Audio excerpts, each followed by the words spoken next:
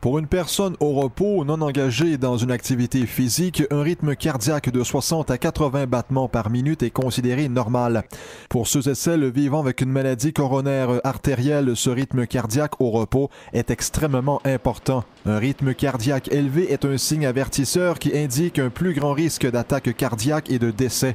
Le docteur Jean-Claude Tardif de l'Institut de cardiologie de Montréal est chercheur canadien principal et membre du comité de direction d'une étude internationale appelée Beautiful qui a évalué l'effet d'une réduction sélective de la fréquence cardiaque sur les événements cardiovasculaires.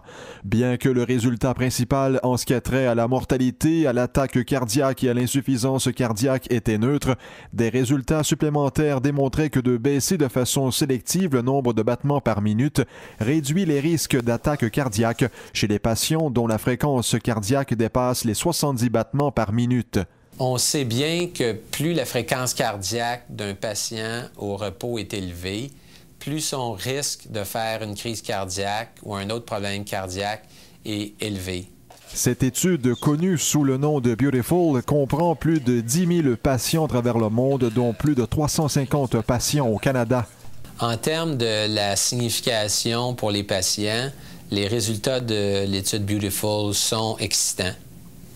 Bien que le résultat principal était neutre, il y avait des réductions importantes avec le médicament à l'étude des crises cardiaques et des hospitalisations pour angine, ce qui est très important. Le rythme cardiaque est très important pour Joanne Berthollet. Elle est kinésiologue au Centre EPIC de l'Institut de cardiologie de Montréal et surveille toujours le nombre de battements par minute de ses patients et membres. La fréquence cardiaque de repos normale se situe entre 60 et 75 battements par minute.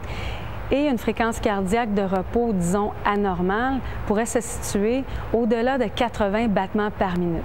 Ça signifie que le cœur au repos, à 80 battements par minute, fait déjà trop d'efforts en soi et ça pourrait démontrer peut-être une anomalie au niveau cardiovasculaire.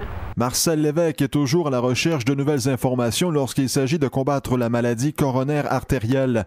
Pour M. Lévesque, qui a eu des problèmes cardiaques, la fréquence cardiaque est très importante.